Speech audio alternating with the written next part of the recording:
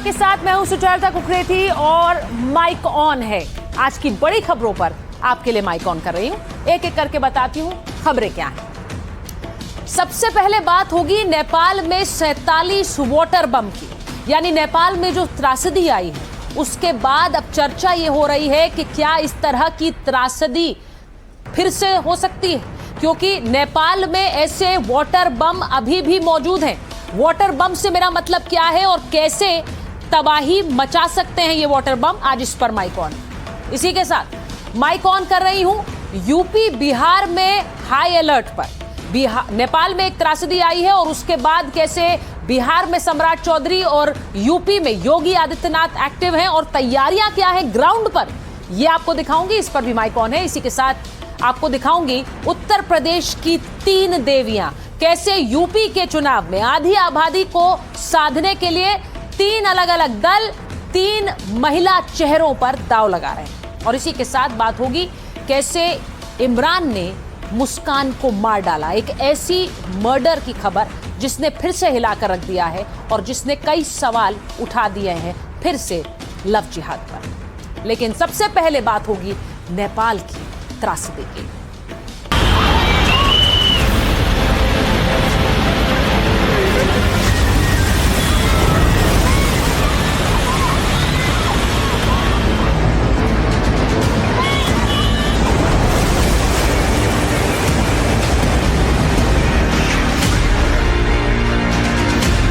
ये पहना हुआ ये है, उसके बाद ये है, खाने के लिए कुछ भी नहीं है। 48 घंटा तक बांध के उस तरफ ना जाए।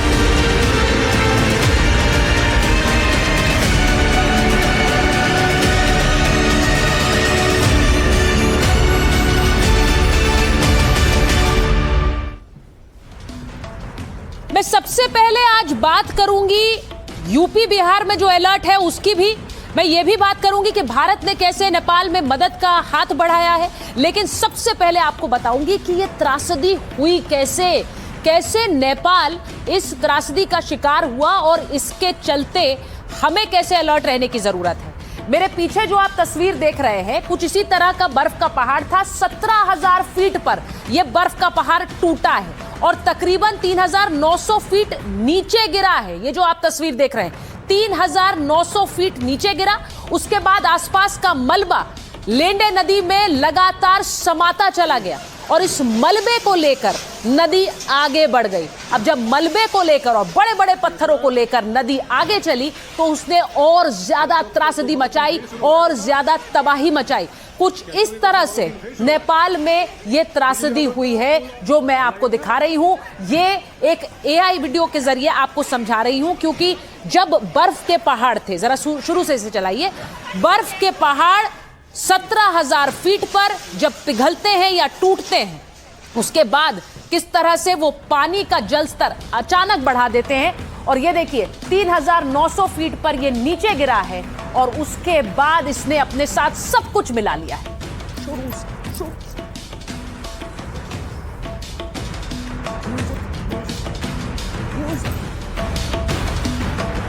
तो ये जो मैं आपको दिखा रही हूं ये नेपाल की त्रासदी की तस्वीर है। कुछ इसी तरह से पहाड़ टूटकर नीचे गिरा है और मलबा उसमें समा गया और उसके बाद इस मलबे और बड़े बड़े पत्थरों को साथ लेकर इस बर्फ के पहाड़ ने भारी तबाही मचा दी। तो ये हुआ नेपाल में। अब मैं आपको जरा असली तस्वीरों से भी समझाती हूं कि मैं क्यों कह रही हूं मलबे को साथ लेकर ये पहाड़ टूटकर आगे बढ़ते गए। एक तस्वीर आपको दिखाती हूं। ये देखिए नदी के पानी में देखिए कितना बड़ा ये पत्थर है, अंग्रेजी में बोल्डर कहेंगे। इतना बड़ा पत्थर ये भी पानी में आगे बढ़ता जा रहा है। इसे एक चट्टान की तरह ही समझिए। उस पूरी चट्टान को बहाता ले जा रहा है पानी। इतनी उग्रता से पानी आगे बढ़ रहा था और क्योंकि इतने बड़े बड़े पत्थर चट्टान पानी के साथ आए तो इसने नुकसान को कई गुना ज्यादा बढ़ा दिया। जरा दिखाइए।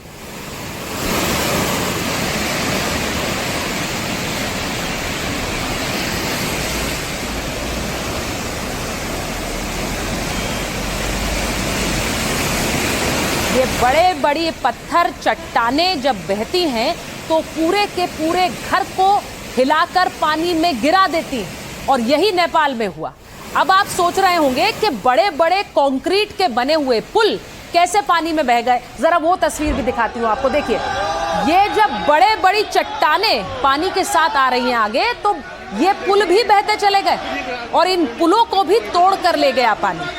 अब ये जो आप तस्वीर देख रहे हैं, इसी का ये जो तस्वीर आप देख रहे हैं, ऐसे कई पुल हैं जो नेपाल में इसी तरह से टूटे और इसीलिए संपर्क कट गया।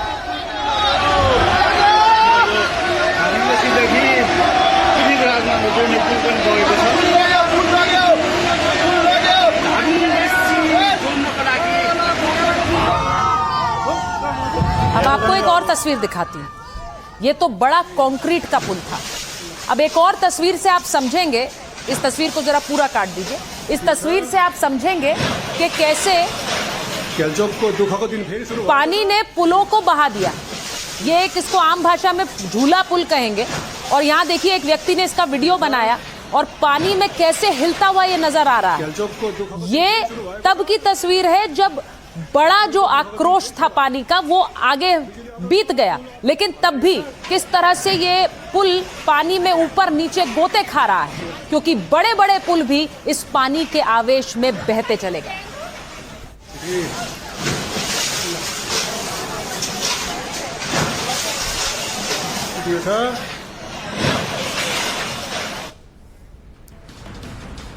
आपको मैं बता देती हूं कि नेपाल में जो तबाही मची है उसमें कितना बड़ा नुकसान हुआ है। 8 चालू हाइड्रो पावर प्रोजेक्ट्स पूरी तरह से तबाह हो गया। हाइड्रो पावर प्रोजेक्ट्स यानी बिजली का संकट, सोचिए देश पर कैसे होगा। इससे पूरी तरह से 8 हाइड्रो पावर प्रोजेक्ट्स जो बह जाना है, आप सोचिए नेपाल के लिए कितना बड़ा संकट है। 5 निर्माणाधीन हाइड्रो पावर प्रोजेक्ट्स यानी जो बनाए जा रहे थे, अब ये भी देश के लिए थे लेकिन वो भी बह गए। 35 बड़े पुल, जिस तरह के पुल की तस्वीर मैंने आपको दिखाई, 45 छोटे पुल सब पानी में बह गए। 42 किलोमीटर का हाईवे टूटकर पानी में समा गया। अब कुल मिलाकर आप सोचिए 1.25 लाख करोड़ की संपत्ति तबाह हुई है। 1.25 लाख करोड़ का नुकसान, और इसकी भरपाई में न जाने कितना समय नेपाल को लग जाएगा। लेकिन उससे बड़ी बात है, जो जिंदगी चली गई उसके लिए कैसे भरपाई होगी, और जो बड़ा नुकसान नेपाल इस त्रासदी के बाद महसूस कर रहा है, लोगों की जान गंवाना और इतना बड़ा आर्थिक नुकसान जिसमें अब भारत भी मदद कर रहा है, उसकी भी तस्वीर आगे आपको दिखाऊंगी। एक और तस्वीर आपको दिखाती हूं। नुवाकोट में त्रिशूली नदी का उफान देखिए जरा। इस उफान को देखकर आप डर जाएंगे, लेकिन कुछ इसी तरह से पानी अपने पूरे उफान में नेपाल को समाता हुआ चला गया।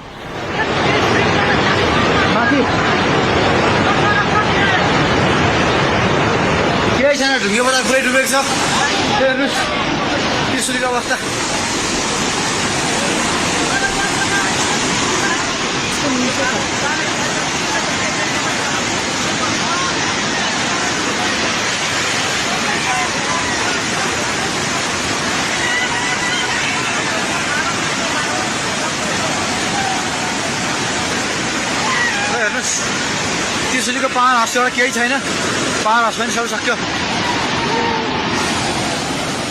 अब आपको एक और तस्वीर दिखाती हूँ। नुवाकोट में कैसे हेलीकॉप्टर से रेस्क्यू हो रहा है।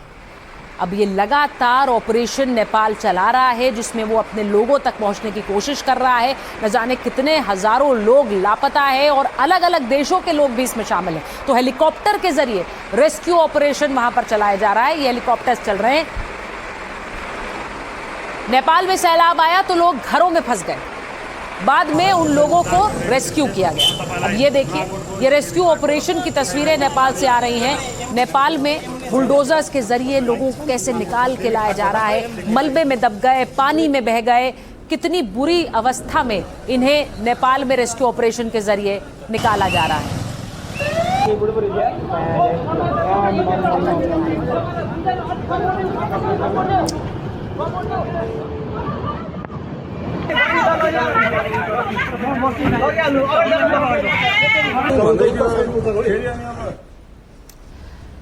इस त्रासदी को समझने के लिए ये तस्वीरें बहुत ज़रूरी हैं। इसीलिए मैं सीधे आपको ये तस्वीरें दिखाकर बता रही हूँ कि कितना बड़ा ये एक झटका नेपाल के लिए रहा है। नुवाकोट वहां के प्रधानमंत्री बालेन शाह पहुंचे, आर्मी कैंप में जाकर रेस्क्यू ऑपरेशन का उन्होंने जायजा लिया। ये देखिए, ये बालेन शाह की तस्वीरें हैं और वो वहां जाकर आर्मी से मुलाकात भी उन्होंने की। उन्होंने जाना कि कितना नुकसान हुआ है और वहां पर अफसरों ने उन्हें इस बारे में जानकारी दी।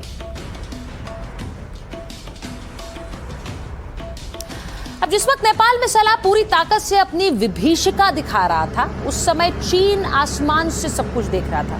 ये जो तस्वीर आप देख रहे हैं, चीन के हेलीकॉप्टर से सैलाब की तस्वीरें कैमरे में कैद की जा रही थी। तो ये तस्वीरें आप देखिए, ऊपर से जो हेलीकॉप्टर से तस्वीरें ली गई, नीचे कुछ नजर नहीं आएगा क्योंकि पानी का इतना आवेश था और ऐसा लग रहा है जैसे वहां से भाप उठ रही है। बहुत दूर तक कुछ नजर नहीं आता है और उसके बाद नजर आती है तो सिर्फ तबाही।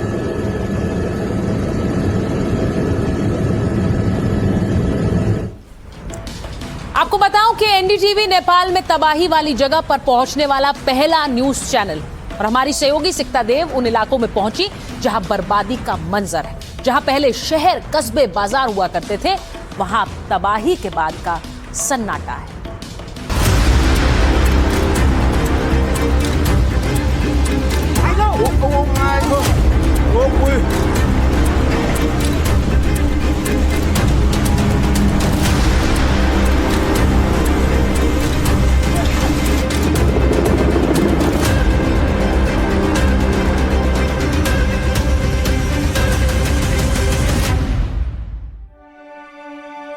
नेपाल में एनडीटीवी के कैमरे ने टूटे घर देखे, छूटते साथ देखे, अपनों को खोने का गम देखा और हालात से समझौता करते वक्त लड़खड़ाती जुबान देखी। ये यूपी के बलिया के पन्ना लाल हैं। 15 साल से नेपाल के नुवाकोट में रहकर कारोबार करते थे, लेकिन चंद सेकंड में परिवार उजड़ गया। हमारा परिवार था और हमारा बच्चा था। हम लोग यूपी के बलिया जिले के रहने वाले। तो क्या आपको कब खबर मिली कि यहाँ पर सैलाब आ गया? वहाँ हम लोग उधर से वापस आ रहे थे ना, तब फोन आया और सैलाब हुआ। हमारा फोन उन सब उसी में था, कागज पत्र सब उसी में सब बह गया है। इंडियन एम्बेसी का कागज वगैरह था, सब कुछ भी नहीं है। तो मदद के लिए आपसे आवाज लगा रहा था। अंकल जी उसको चक्कर नाम भी चल जाते, पूरा बलुआ से तो हम तो हाथ देने की कोशिश की आपने? हाथ दिए उसको, हम कॉलर भी नहीं पकड़ा जाती, पकड़ में नहीं आया। पकड़ में नहीं आया उसको। खाली ये इतना लौक रहा था, अंकल जी अंकल जी अंकल जी। अब हाथ दिए कि हमारा पूरा बलुआ से अभी तोप रहा था, अब हाथे नहीं जा रहा था उसको। सैलाब ने किसी का परिवार छीना तो किसी का रोजगार। एनडीटीवी के कैमरे पर ऐसे ही एक परिवार का दर्द आंसू बनकर छलक गया। दुकान 200 था, वो भी चला गया। माल बहुत था, गैस सिलेंडर था 100-200 गैस सिलेंडर भी था, सब दुकान घर सब गया। अब कुछ भी नहीं है, सिर्फ ये पहना हुआ ये है, उसके बाद ये है, खाने के लिए कुछ भी नहीं है। तो मुश्किल है, क्या करें, कि सुसाइड करने पड़ेगा, कुछ भी नहीं है। नुवाकोट के त्रिशूली में पहले बाजार की चहल पहल होती थी, लेकिन अब सन्नाटा है। जो बच गए वो तबाही की कहानी बता रहे हैं। नहीं, जो पानी है वो 10 मीटर 15 मीटर ऊपर से ऊंचा आया था। ये अब बोलने की जगह नहीं है कि बहुत क्षति हो गया है। कितना लोग गया, कितना आदमी का बहुत नुकसान हुआ। आदमी तो कितना बहा उसका कोई गिनती नहीं है। आदमी कितना बहा है उसका कोई गिनती नहीं है।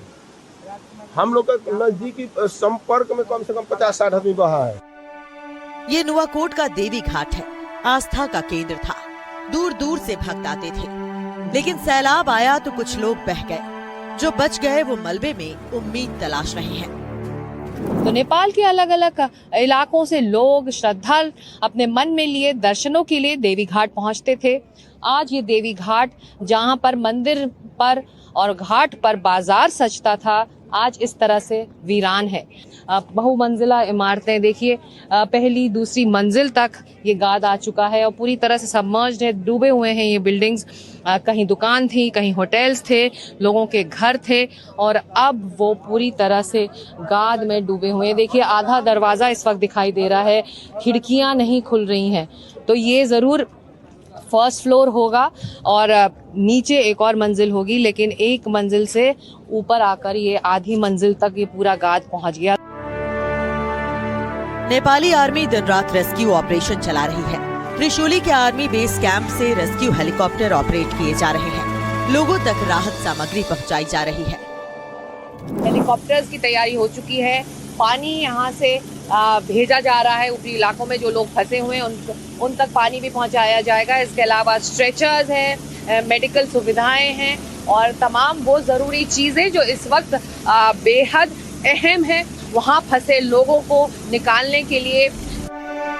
संकट की इस घड़ी में भारत नेपाल के साथ है और जिस जगह जल प्रलय आया वहां से एनडीटीवी की टीम पल पल की जानकारी दे रही है। नेपाल के नुवाकोट से कैमरा पर्सन पूजा आर्या के साथ सिकता देव, एनडीटीवी इंडिया।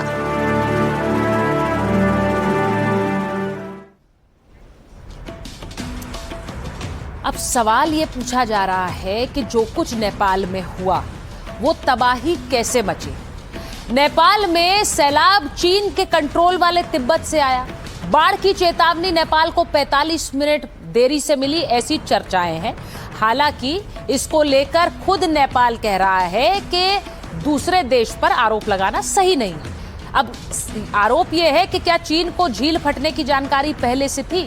जानकारी थी तो उसने नेपाल को क्यों नहीं बताया? समय पर चेतावनी मिल जाती तो क्या नुकसान कम होता? चीन तिब्बत में भोटे कोशी पर सेफ्टी वॉल बना रहा है। अब इसे जरा समझिए जो मैं बता रही हूं आपको। नेपाल ने इस पर चिंता जताई और काम रोकने को कहा। सेफ्टी वॉल से नदी का पाट संकरा होने का डर था। नेपाल को डर था कि निर्माण से बाढ़ का खतरा बढ़ेगा, लेकिन चीन ने एतराज खारिज कर निर्माण को चालू रखा। अब नेपाल में सैलाब के बाद चीन की जो सेफ्टी वॉल है वो सवालों में है। चीन तिब्बत में सड़कें और बिजली परियोजनाएं बना रहा है और निर्माण के लिए तिब्बत में बेरहमी से पहाड़ काट रहा है। चीन के निर्माण कार्य ने पानी का कुदरती रास्ता बदला है क्या? सबसे बड़ा सवाल ये है, क्योंकि अगर वहां कंस्ट्रक्शन हो रहा है, नदी का रास्ता संकरा हुआ है, तो क्या ये पहले से नहीं पता था कि आप किसी तबाही को खुला निमंत्रण दे रहे हैं? इस संकट की घड़ी में भारत नेपाल के साथ खड़ा है और एनडीटीवी ने साझा किया बाढ़ पीड़ितों का दर्द। एनडीटीवी अन्वीक्षा के मंच से नेपाल के लोगों को श्रद्धांजलि दी गई और नेपाल के साथ खड़े होने की बात कही गई। May I request everyone here to please rise and join me in observing 1 minute of silence for those who've lost their lives, for those who remain missing, for their families and for the people of Nepal. Our thoughts are with Nepal. Our prayers are with Nepal. India stands with Nepal. May I request everyone to please rise. May I request आपने देखा कि NDTV क्योंकि वहां पहुंचने वाला पहला channel था और वहां बाढ़ पीड़ितों के साथ और इस मुश्किल की घड़ी में आई इस त्रासदी से पीड़ितों के साथ भारत और एनडीटीवी दोनों ही खड़े हुए। नेपाल में आई त्रासदी और तबाही पर नेपाल के विदेश मंत्री शिशिर खनाल ने एनडीटीवी से एक्सक्लूसिव बातचीत की और उन्हें बताया कि हजारों लोग जिनसे संपर्क नहीं हो पा रहा है उनकी भी खोजबीन हो रही है। हजारों लोग अभी भी संपर्क से बाहर हैं। Road bridges has been swept away. Electricity has also been difficult to establish because we've lost many of the power plants. So इसीलिए हमें अभी तक पूर्ण जानकारी अभी तक नहीं है। प्रारंभिक अनुमान ये है कि हजारों लोग अभी संपर्क से बाहर हैं। आपको बताऊं कि ईशा फाउंडेशन के कई लोग नेपाल में लापता हो गए हैं। उन्हें याद कर सदगुरु जग्गी वासुदेव भावुक हो गए, क्योंकि वहां कैलाश मानसरोवर की यात्रा के लिए भी लोग गए और उस दौरान कैसे उनकी ये भावुक तस्वीर आई वो भी आपको दिखाती हूँ।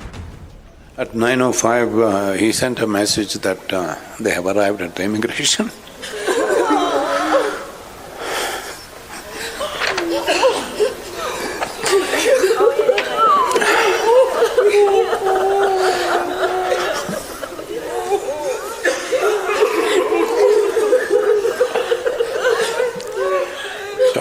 after that, this happened at 9:14, and Praveen, who was leading the team, who has been with us for more than 2 decades, is a full-time Ishanga with us. आपने देखा सदगुरु कैसे भावुक हो गए, और ये इसलिए क्योंकि वहां पर ईशा फाउंडेशन के बहुत से लोग मौजूद थे, कई कैलाश मानसरोवर की यात्रा पर थे, और इसीलिए इस तबाही के चलते उनकी जानकारी भी नहीं मिल पा रही है। इसलिए खुद सदगुरु जब लोगों को जानकारी दे रहे थे, वो कैसे भावुक नजर आए। एक तस्वीर और आपको दिखाती हूँ, जिससे आपको समझ आएगा कि नेपाल में कितनी बड़ी त्रासदी थी। जब पानी हट गया, पानी छट गया, तो सैलाब ने चारों तरफ कैसे मलबा बिखर के छोड़ दिया। देखिए, ये घर की छत है, लेकिन कैसे मलबे में पूरी तरह से धसी हुई है। जो भी वाहन वहां मौजूद थे, वो गाड़ी थी, ट्रैक्टर था, सब उस मलबे में धसे हुए नजर आ रहे हैं।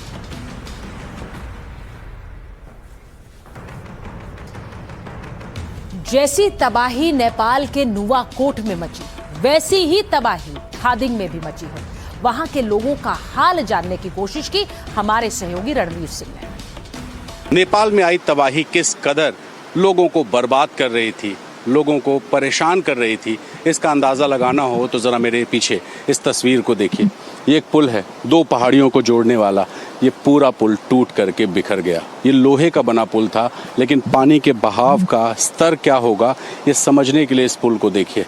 ये पुल अब भूतकाल हो चुका है, अतीत हो चुका है, क्योंकि इस पुल को पानी के बहाव ने तोड़ दिया। सामने की तरफ अभी भी साबुत थोड़ा सा हिस्सा बचा है, लेकिन जहाँ से ये पुल टूटा है, इतना ऊपर पानी आया था। और जहाँ मैं खड़ा हूँ, ज़रा इस तस्वीर को देखिए।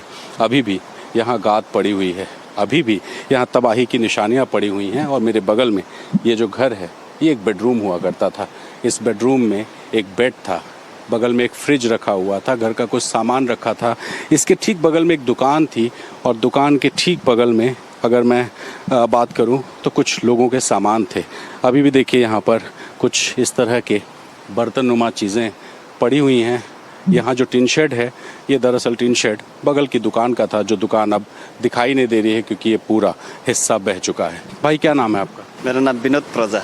विनोद? हाँ। विनोद भाई, यहाँ पे दुकान थी? था। हाँ था। पूरी खत्म? एक दुकान था। पूरी खत्म। उसमें क्या सामान था? उधर भी किचन का सामान था, लेकिन गांव लोग ने वो जो बिरुआ का बोट है ना, वो बोट रखे था, सब बगा गया। आप लोगों को कब पता चला कि मतलब पानी बढ़ सकता है, यहाँ से भागना है? जब मैं सो रहा था सोते में उठ जाके बाद मैं मोबाइल में जो मैं स्क्रॉल कर रहा था फेसबुक में, उधर सूचना वो नोटिस जो अलर्ट होता है ना, वो पुलिस ने वो अलर्ट कर रहा था, मैं देख के इधर आया। अब आपने देखा कि किस तरह नेपाल के लोग बता रहे हैं कि दुकानें थीं, अब रही नहीं। एक तो ये भी बता रहे थे कि अब उन्होंने जो कपड़ा पहना है, उसके अलावा कुछ नहीं बचा है। ऐसी त्रासदी हुई है नेपाल में। आपको ये भी बताऊं कि नेपाल में जो त्रासदी हुई, उसके बाद सवाल उठ रहे हैं कि अगर पानी चीन से होता हुआ नेपाल में आया और नेपाल से भारत तक पहुंच रहा है, तो ऐसे में क्या ये खतरा अभी भी बना हुआ है? 47 वाटर बम नेपाल के ऊपर कैसा खतरा बनकर खड़े हैं, ये आप जरा समझिए। नेपाल पर और ज्यादा बड़ी तबाही का खतरा क्या बना हुआ है? नेपाल तिब्बत में नदियों के पास 3624 बर्फीली झीलें हैं। इनमें से 47 झीलें ऐसी हैं जो किसी भी वक्त फट सकती हैं। इन 47 में से 25 बर्फीली झीलें चीन के अंदर आती। तिब्बत में कोई झील फटी तो सीधा असर नेपाल पर होगा। अब भोटेकोशी, सुनकोशी और त्रिशूली में बाढ़ आने का खतरा अभी भी बना हुआ। इन नदियों के किनारे कम से कम 3000 घर आबाद हैं। इन घरों में करीब 10,000 से ज्यादा लोग रहते हैं। तिब्बत में झील फटी तो ये पूरी आबादी खतरे में होगी। आपदा आने पर लोगों को अलर्ट करने का इंतजाम भी नहीं है। तो जो मैं आपको बता रही हूं, शुरुआत में मैंने आपको दिखाया कैसे एक ग्लेशियर फटा, एक बर्फ का पहाड़ जब नीचे फटता हुआ चला गया तो कैसे उसने पानी का एक सैलाब ला दिया। ऐसी कई ऐसी झीलें हैं जो उस इलाके में तिब्बत में बनी हैं, और ये एक बड़ा खतरा नेपाल पर लगातार बनाए हुए हैं। नेपाल के बाढ़ पीड़ितों के दर्द का कोई छोर नहीं। उन्होंने अपनी तकलीफ कैमरे पर देखिए कैसे बयान की। 10 बजे तो कहना कोशिश करा मेले और सबने मुझको करा इधर आ वो उसमें था 6 जाना था ना, मुझको माया लगा मेरे एक के जन का के होगा ना, मेले ऐसे लगे आओ बोले नहीं माना था, मैं पाइप लेके वो पाइप आपने लगाया? हाँ वो पाइप लगे। कितने लोग अंदर से निकले? 6 जना निकाला। 6 जन अंदर थे।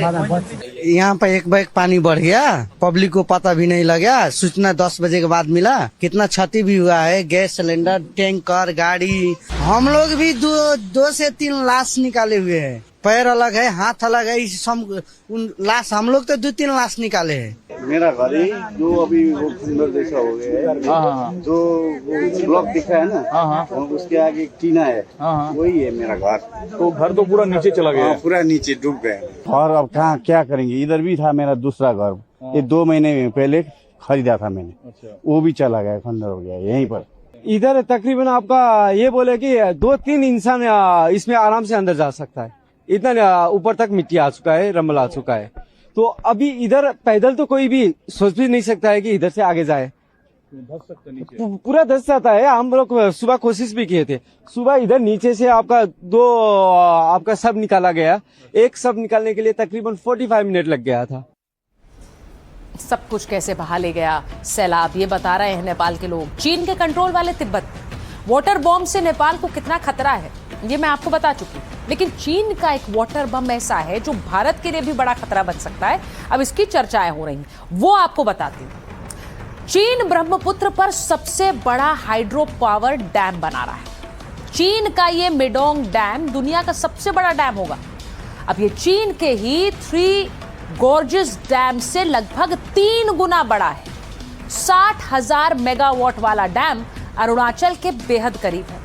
अब चीन इसे 2033 तक चालू करने के लिए काम कर रहा है। मेडोंग डैम भूकंप के लिहाज से बेहद संवेदनशील क्षेत्र में है। डैम साइट के नीचे एक्टिव फॉल्ट लाइंस हैं। एक्टिव फॉल्ट लाइंस का मतलब ये कि ये एक एक्टिव सीज्मिक जोन में, जहां पर भूकंप के झटके आ सकते हैं। चीनी एक्सपर्ट्स ये मानते भी हैं, फॉल्ट लाइंस में टेक्टोनिक प्लेट्स के बीच हलचल होती है, इसके चलते भूकंप आने का खतरा लगातार बना रहता है। भूकंप से डैम वाटर बॉम्ब बन सकता है, क्योंकि अगर भूकंप आएगा तो वहां हलचल होगी और वो डैम उससे प्रभावित हो सकता है। ये खुद चीनी एक्सपर्ट्स कह रहे हैं। डैम डैमेज हुआ तो विनाशकारी बाढ़ आना तय है। सबसे पहले खतरा अरुणाचल के सियांग क्षेत्र को होगा। असम में ब्रह्मपुत्र के किनारे के इलाके भी इसकी चपेट में आ सकते हैं। तो बाढ़ का पानी बांग्लादेश को भी जलमग्न कर सकता है। चीन ऊपरी हिस्से में है, जब चाहे पानी छोड़ सकता है। तो ज्यादा पानी छोड़ा तो अरुणाचल में भी फ्लैश फ्लड का खतरा है। पानी रोका तो अरुणाचल और असम में जल संकट का डर होगा। भारत चीन के बीच पानी को लेकर कोई समझौता है नहीं, तो चीन पानी से जुड़ा एक रियल टाइम डेटा साझा भी नहीं करता है। ऐसे में ये बड़ा खतरा सीधे सीधे भारत पर बना हुआ है। अब मैं आपको यह भी बताऊं, क्योंकि नेपाल से जिस तरह त्रासदी की तस्वीरें आ रही हैं और पानी का बहाव सटे हुए यूपी और बिहार में दिखाई दे सकता है, ऐसे में अलर्ट यूपी और बिहार में भी है। नेपाल में इस तबाही से यूपी और बिहार कैसे अलर्ट है वो आपको बताती हूँ। नेपाल में जो सैलाब आया है उससे भारत के कई जिलों में भी हाई अलर्ट कर दिया गया है। मैं सबसे पहले आपको वही दिखा रही हूं जिन नदियों में ये जलस्तर बढ़ गया है और जिनसे यूपी बिहार में खतरा हो सकता है। गंडक नदी, कोसी और गंगा। अब यहां पर अगर पानी बढ़ेगा तो इसका असर यूपी और बिहार पर पड़ेगा। तो ये तस्वीर जो है ये भारत के लिए एक अलर्ट की तस्वीर है। ये भारत के लिए एक बड़ा खतरा, और इसीलिए भारत पे किसी तरह का कोई खतरा ना हो उसके लिए कैसे इंतजाम किए हुए हैं वो भी आपको बताती हूँ।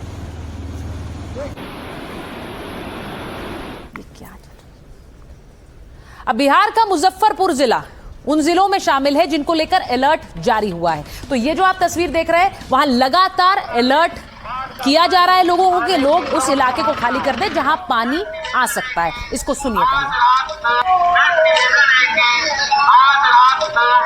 संभावना व्यक्त की गई है कि बांध के निचले हिस्से में भरपूर मात्रा में बाढ़ का का पानी आने की प्रबल संभावना है।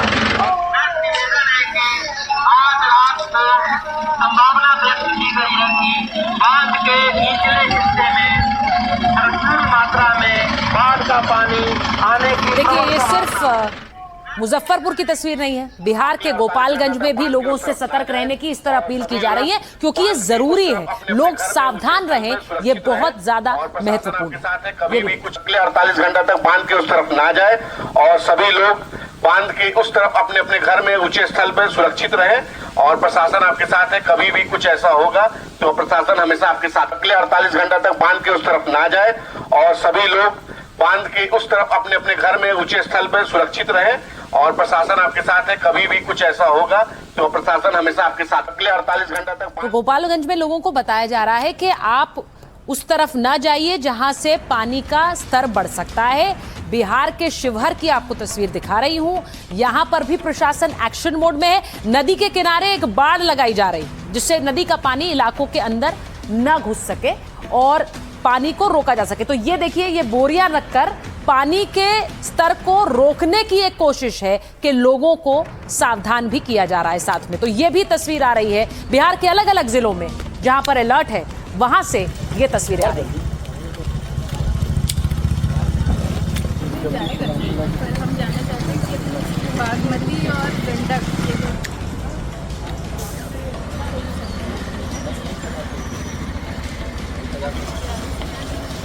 अब आपको दिखाती हूं कि नेपाल में सैलाब के बाद सीएम सम्राट चौधरी एक्टिव नजर आए। सम्राट चौधरी, जिनसे कल गृह मंत्री ने भी बात की, और उसके बाद जो बाढ़ प्रभावित इलाके हो सकते हैं जहां पर पानी का स्तर बढ़ सकता है, वहां का जायजा खुद मुख्यमंत्री सम्राट चौधरी ने लिया है। सम्राट चौधरी उन सभी इलाकों का जायजा ले रहे थे जहां पर अधिकारियों से भी और एसडीआरएफ और एनडीआरएफ से भी अलर्ट रहने के लिए कहा है, और उनसे बात की हमारे सहयोगी ने। नेपाल में जो त्रासदी हुई है मुख्यमंत्री जी, उसके बाद से क्या तैयारी है बिहार सरकार? लगातार अभी मॉनिटरिंग का काम सरकार कर रही है और पानी की स्थिति को लगातार देखने का भी काम किया जा रहा है। जो परिस्थिति है उसके लिए सरकार तैयार है। लगभग स्थिति समान होती जा रही है। और जो तैयारी की है आपने पानी के लिए, उसके अलावा एसडीएफ और एनडीआरएफ टीम को भी डिप्लॉय किया है? सभी जगह पर एनडीआरएफ की टीम, भारत सरकार का पूरा सहयोग मिल रहा है और स्वाभाविक है, ये आपदा है, आपदा से बचने का पूरा प्रयास किया जा रहा है। सारे लोगों का सहयोग मिल रहा है। तो आपने देखा कि बिहार और यूपी के कई जिले ऐसे हैं जहां पर अलर्ट है, और इसीलिए सम्राट चौधरी खुद उस इलाके में पहुंचे। अब आपको बताऊं कि नेपाल में भीषण तबाही के बाद भारत में अलर्ट इन दो राज्यों में किया गया है। खुद प्रधानमंत्री नरेंद्र मोदी की हालात पर नजर है। गृह मंत्री अमित शाह पल पल का अपडेट ले रहे हैं। सीएम योगी और सम्राट चौधरी से गृह मंत्री ने बात की है। यूपी के 7 जिलों और बिहार के 9 जिलों में हाई अलर्ट। यूपी बिहार के मुख्यमंत्री हालात पर नजर रखे हुए हैं। यूपी के महाराजगंज, कुशीनगर, पीलीभीत, श्रावस्ती, बलरामपुर, सिद्धार्थनगर और गोरखपुर में ये अलर्ट है। उधर बिहार के मुजफ्फरपुर, सिवान, शिवहर, सीतामढ़ी, पश्चिमी चंपारण, पूर्वी चंपारण, गोपालगंज में अलर्ट है। वैशाली और सीतामढ़ी पर भी बिहार सरकार की नजर है। नदी किनारे वाले इलाकों को खाली करवाया जा रहा है। बिहार के सीएम सम्राट चौधरी ने इमरजेंसी मीटिंग भी की और सीएम योगी ने महाराजगंज और कुशीनगर में सतर्क रहने को कहा। अब गंडक और नारायणी नदियों पर नजर रखने का भी आदेश दिया गया है। मैंने आपको दिखाया कि 3 नदियों के जलस्तर पर लगातार नजर बनाए हुए हैं। सीनियर अधिकारी मौके पर जाकर मॉनिटरिंग भी कर रहे हैं। फिलहाल सबसे बड़ा खतरा गंडक नदी को लेकर ही है। नेपाल में आए सैलाब का सीधा असर गंडक पर पड़ेगा। उधर पश्चिमी चंपारण में गंडक नदी बैराज के 36 गेट खोले गए। अब गंडक बैराज से तकरीबन 1.5 लाख क्यूसेक पानी छोड़ा गया है। कुछ घंटे बिहार यूपी के लिए सावधानी बरतने वाले हैं। अब यूपी के सोनभद्र में भी प्रशासन माइक लगाकर आसपास के लोगों को अलर्ट कर रहा है। अब ये तस्वीरें यूपी बिहार के लोगों के लिए बहुत जरूरी है, क्योंकि जहां पर भी आप इस तरह के अलर्ट्स देखें, आप फौरन उन अलर्ट्स को सुने भी और उन पर गौर भी करें। हो तो तत्काल एक महत्वपूर्ण सूचना है, सभी लोग ध्यान दें। आज रात्रि में रेणुका नदी में काफी तेजी से पानी बढ़ने की संभावना है। यदि आपके जानवर या कोई संपत्ति नदी किनारे हो तो उसको तत्काल हटा लें। यदि आपके कोई परिचित।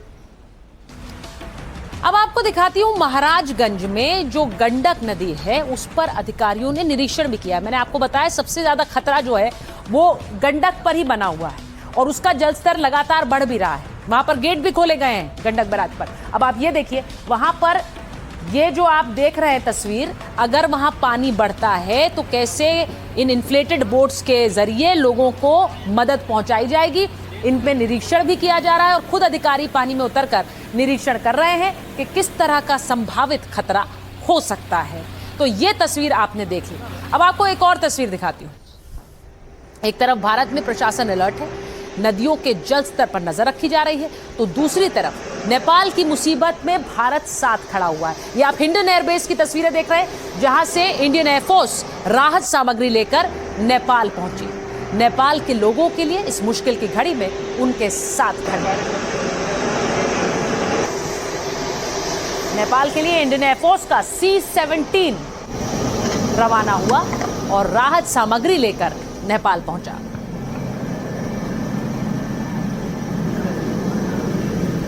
सारा धातु जा रहा है।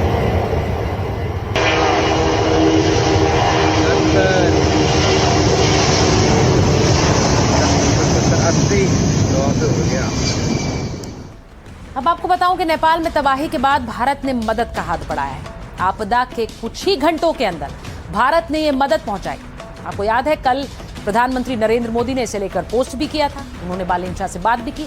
अब तक नेपाल के लिए 47 टन राहत सामग्री भेजी।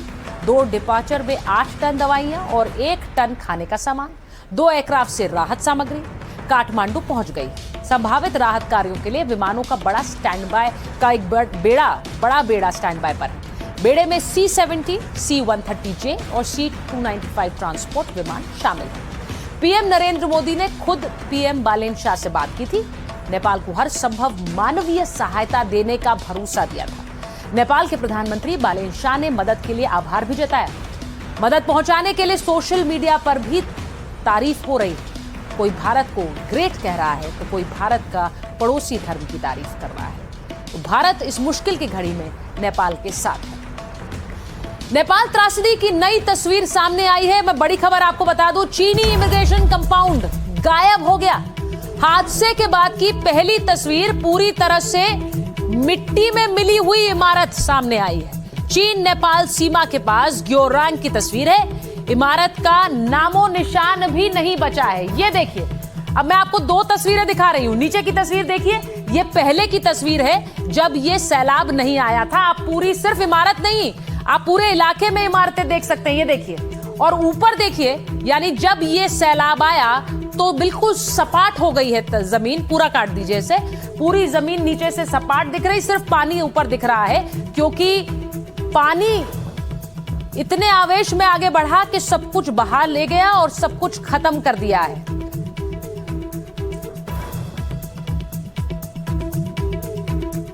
अब एक और तस्वीर आपको दिखा रही हूं। अब देखिए, जिस वक्त ये सैलाब आया उस वक्त देखिए कैसे आप इस तस्वीर को देखेंगे, और जब सैलाब आया, पानी का जब आवेश आया तो कैसे सब कुछ खत्म हो गया। इन 2 तस्वीरों में आपको पूरी तरह से साफ हो जाएगा। ये जो इमारतें हैं, ये जो आप इस तस्वीर में देख रहे हैं, ये ऊपर बिल्कुल पूरी तरह से साफ हो गई क्योंकि पानी सब कुछ बहा कर ले गया। ये तस्वीर बताती है कि ये त्रासदी कितनी बड़ी थी। जो बड़ी बड़ी इमारतें पहले नजर आ रही थी वो पानी के बाद और इस सैलाब के बाद उनका नामो निशान भी मिट गया। और माय कौन है में आज के लिए फिलहाल इतना ही। आपसे मुलाकात होगी कल एक बार फिर रात 8 बजे।